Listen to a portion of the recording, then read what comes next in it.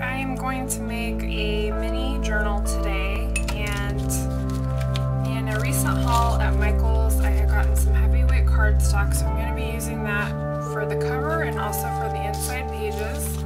And I also ripped out some pages from the K & Company Smash Book. This is the pink Smash Book, and I had used it as an art journal before.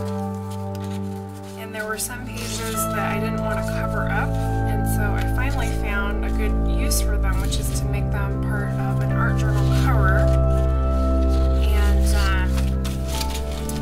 I like this mix of papers because it has like a romantic feel, and then this one is sort of like vintage, and then like a scene from a library, and this really cool tree that has like little dot patterns in the background. So what I'm going to do is start off with one sheet of the cardstock, and I'm just going to fold it exactly down the middle. This is 8.5 by 11, so just kind of your regular printer size paper.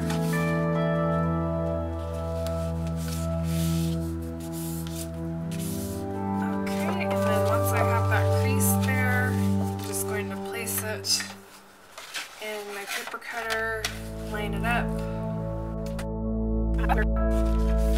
and I think I'm going to do the silverware, so I'm just going to line that up, and I want to get this writing in, so, and I accidentally tore it right here, so luckily it just about fits where I tore it. There's going to be a little bit of a spot there, but I have an idea for that. So I'm just going to mark off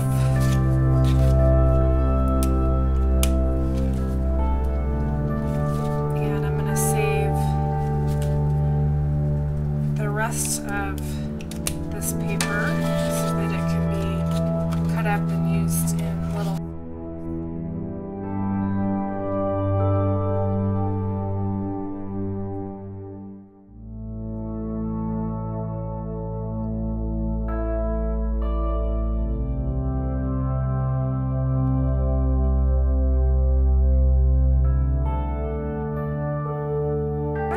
Next, to kind of tie all the covers together, is use some of these extra scraps.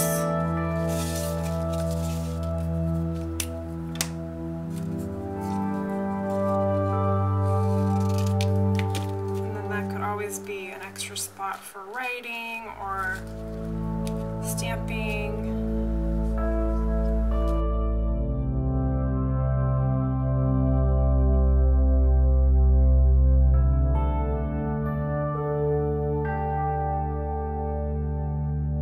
Next step is going to be to add some gesso, and I like the Liquitex Basics acrylic gesso for this because it's somewhat sheer, or more sheer than other gesso types that I have worked with. So if you just do one coat, you can still see underneath it.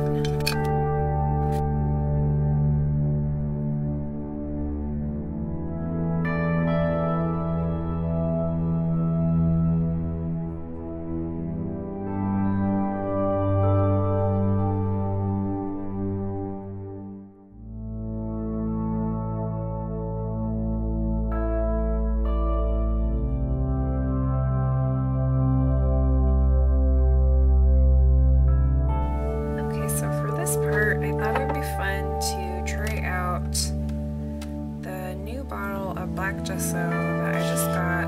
This is the Bob Ross brand. So it's a brand new bottle, and the way I'm going to do this part is I just want to use it around the edges of this part of the cover. So I'm going to grab a paintbrush. That is kind of grungy and stiff, and just going to go ahead and use the black gesso that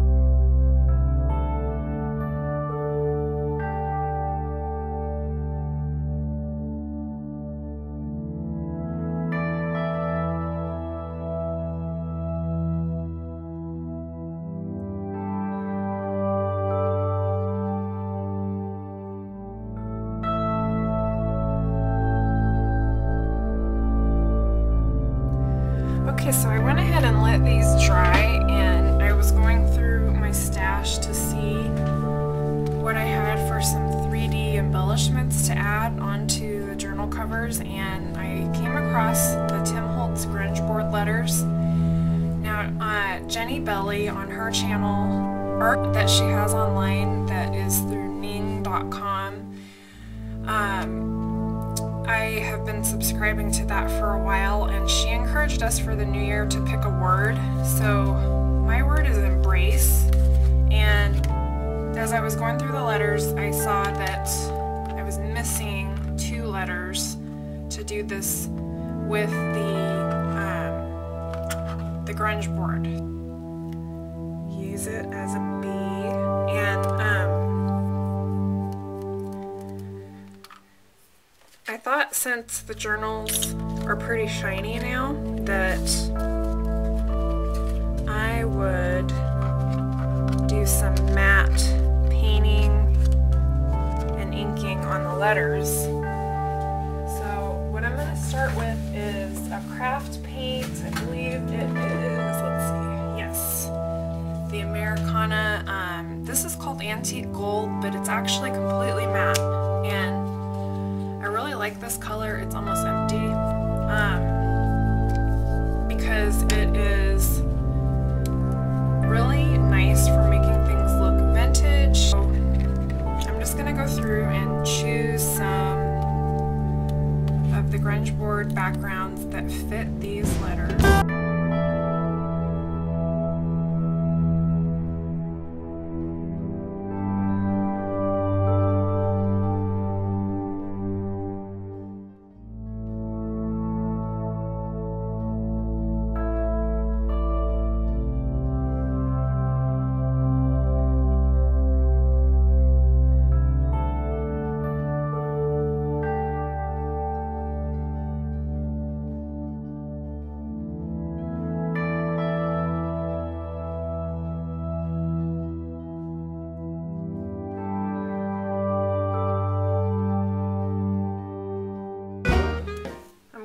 Some of the Lumiere metallic rust. So this does have a metallic feel to it, but I think it'll still look vintage. I'm going to take a little bit of Distress ink in tea dye and just go around the corners of the green.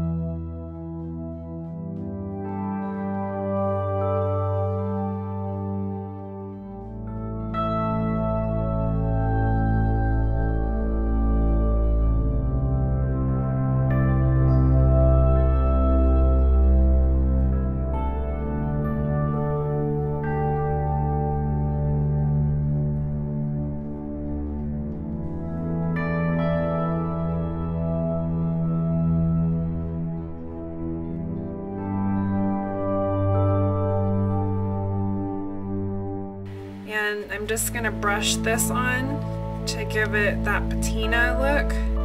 The nice thing is that you can be kind of random about how you put on the inks, because you want it to look like it just happened from aging.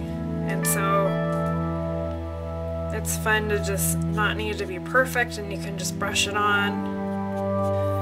I'm going to try out some embossing, and the way I'm going to do this is I'm going to take the outlines of these letters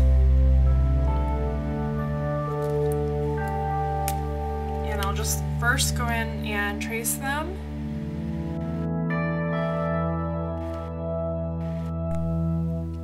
Okay, so what I'm going to attempt to do, and we'll see if it works, is I'm going to use some of the glossy accents. Okay, now I'm using Distress embossing powder and black soot.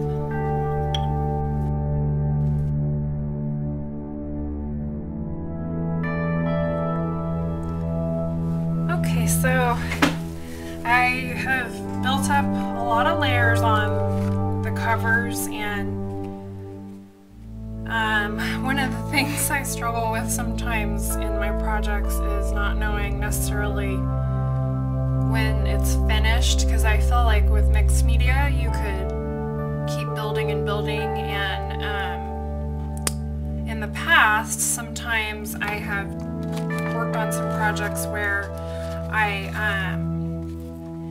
kind of wished I had stopped at a certain point, and I look back on some past art journal entries and stuff like that, and I will keep looking at something and I see imperfections, and then I'll go back and keep working and working. And so I'm gonna stop here with this, and I'll just tell you a couple of the things that I did off camera. I added some more Lumiere. This is Halo Pink Gold, so that's where you see this color. And then I added some more scraps from the K & Company paper.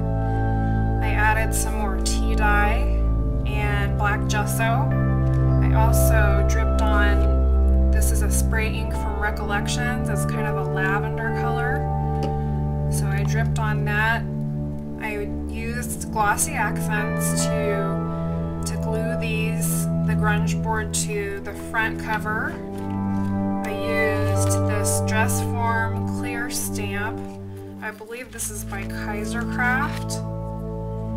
And I did that with aged mahogany and broken china. And I left the edges around it that are on the stamp itself because I kind of liked how it gave a frame. And then I brushed on some aged mahogany on this page and added some more scraps. I liked how when pages were torn out, they look like a fence. On this one, I did. And then on this one, and I'll have to remember that it looks like a fence, because I could use that in a future project. I used more of the white gesso, and I really, the more I use the Liquitex Basics gesso, the more I like it, because you can really choose how saturated you want it to look. It's so nice for whitewashing because it is sheer with the first coat. So when you add it, it's not stark looking. It just, you can see right here, it just kind of gives that milky, chalky look. And you can add like a matte finish to areas that you want to whitewash and add, more matte back to a project. I'll just tell you that the black lace that I had measured out is going to be threaded through, and I'm going to use cardstock for the pages in this journal. So I don't have a finished picture of the journal for you because I haven't added the cardstock pages yet, but basically this lace will be laced through. You can always do a closure as well, so you could go across like this so that you can close up your journal and take it with you. Anyway, thank you so much for